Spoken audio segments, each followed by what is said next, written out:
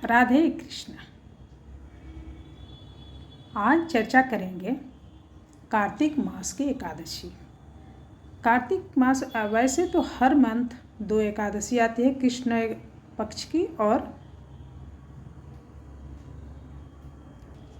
शुक्ल पक्ष के। कार्तिक मास की एकादशी अपने आप में महत्व रखता है।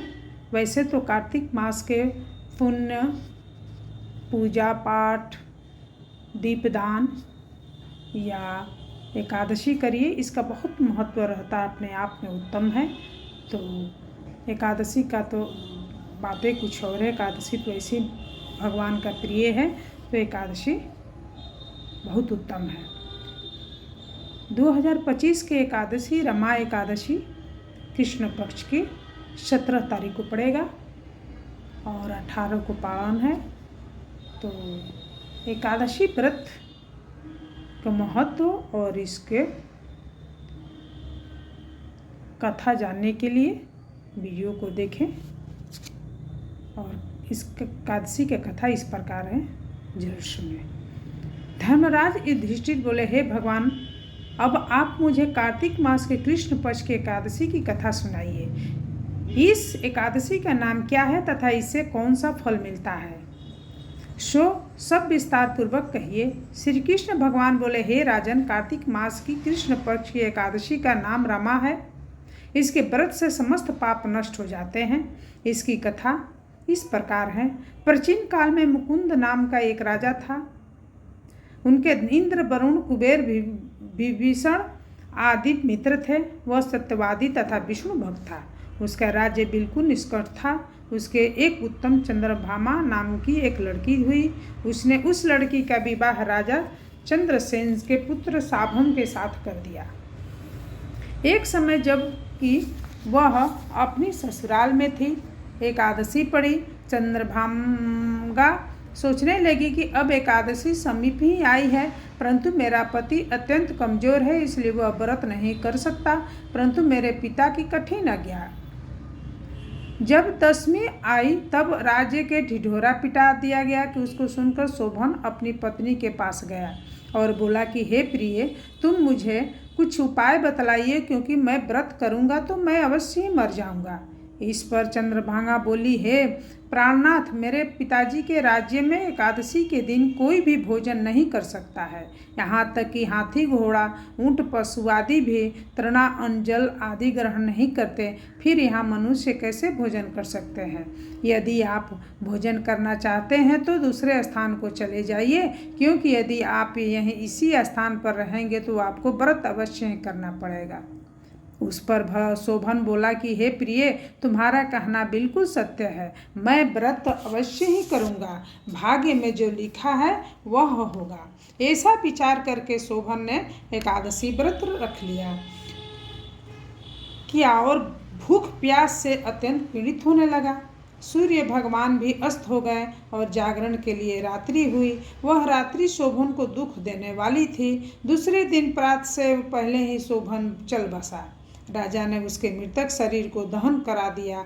चंद्रभागा अपने पति के साथ दहन न हुई, परंतु पिता के घर में रहना उत्तम समझा। रमा एकादशी के प्रभाव से शोभन को मुंदरांचल पर्वत पर धन धान्य से युक्त तथा शत्रु रहित एक उत्तम नगर प्राप्त हुआ। उसके महल में रत्न तथा स्वर्ण से खंभे लगे हुए थे। वहां पर वह स्वर्ण तथा मणियों को सिंहासन पर सुंदर वस्त्र तथा आभूषण से युक्त बैठा हुआ था। आभूषणों से युक्त गंधर्व तथा अप्सरा उसकी स्तुति कर रहे थे। उस समय राजा शोभन दूसरा इंद्र प्रतीत हो रहा था। एक समय मुचुकुंद नगर में रहने वाले एक सोम शर्मा नाम का ब्राह्मण तीर्थ यात्रा के लिए निकला। उसने घूमते घूमते उसको देखा। वह ब्राह्मण उसके आने अपने राजा का जमाई जानकर उसके निकट गया। राजा शोभन ब्राह्मण को देख आसन से उठ खड़ा हुआ और अपने असुर तथा स्त्री चंद्रभागा की कुशलता को पूछने लगा। सोम शर्मा ब्राह्मण बोला, हे राजन, हमारे राजा कुशल हैं तथा आपकी पत्नी चंद्रभागा भी कुशल है।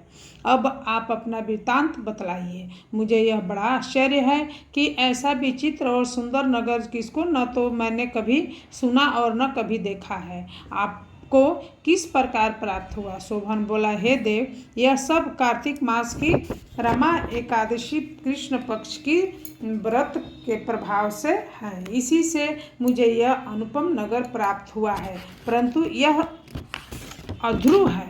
इस पर ब्राह्मण बोला कि हे राजन, यह अध्रुव क्यों है और ध्रुव किस प्रकार हो सकता है, सो आप मुझे समझाइए। मैं आपके कहे अनुसार ही करूँगा, आप इसे बिल्कुल भी झूठ न समझे। शोभन बोला कि हे देव, मैंने अश्रद्धापूर्वक व्रत किया था, इसके प्रभाव से मुझे यह नगर प्राप्त हुआ है, इसलिए मैं इसे अध्रुव मानता हूँ। यदि तुम इस वृत्तांत को राजा मुचकुंद की पत्नी चंद्रभागा से कहेंगे तो वह उसको ध्रुव बना सकती है। ब्राह्मण ने कहा, वहां आकर चंद्रभागा से मस्त वृत्तांत कहा। इस पर राजकन्या चंद्रभागा बोली कि हे ब्राह्मण देव, आप क्या वह सब वृत्तांत प्रत्यक्ष देख करके आए हैं या अपना सपन कह रहे हैं। इस पर ब्राह्मण बोला, हे पुत्री, मैंने तेरे पति शोभन को तथा उसके नगर को प्रत्यक्ष देखा है, परंतु वह नगर अध्रुव है। तू कोई ऐसा उपाय कर जिससे कि वह ध्रुव हो जाए। इस पर चंद्रभागा बोली, हे महाराज, आप मुझे उस नगर में ले चलिए, मैं अपने पति को देखना चाहती हूँ। मैं अपने पति व्रत के प्रभाव से उस नगर को ध्रुव बना लूँगी। चंद्रभागा को वचनों को सुनकर वह ब्राह्मण उसको मंदराचल पर्वत के पास वामदेव के आश्रम को ले गया। वामदेव ने उनकी कथा को सुनकर चंद्रभागा को मंत्रों से अभिषेक किया। चंद्रभागा मंत्रों तथा व्रत के प्रभाव से दिव्य देह धारण करके पति के पास चली गई। शोभन ने अपनी स्त्री चंद्रभागा को देखकर प्रसन्नतापूर्वक वाम अंग में बैठाया। चंद्रभागा बोली कि हे प्राणनाथ, अब आप मेरे पुण्य को सुनिए। जब मैं आपके पिता के गृह में 8 वर्ष की थी, तभी से मैं सविधि एकादशी का व्रत करने लगी हूँ। उन्हीं व्रत के प्रभाव से आपका यह नगर ध्रुव हो जाएगा और समस्त कर्मों से युक्त होकर परले के अंत तक रहेगा। चंद्रभागा दिव्य रूप धारण करके तथा दिव्य वस्त्र अलंकारों से सजकर अपने पति के साथ आनंद पूर्वक रहने लगी और शोभन उसका साथ आनंद पूर्वक रहने लगा। हे राजन, यह मैंने रमा एकादशी का महत्व कहा है। जो मनुष्य रमा एकादशी के व्रत को करते हैं उसके समस्त ब्रह्म हत्या आदि के पाप नष्ट हो जाते हैं। जो मनुष्य रमा एकादशी का महत्व सुनते हैं वह अंत समय विष्णु लोक को जाते हैं। सबको राधे।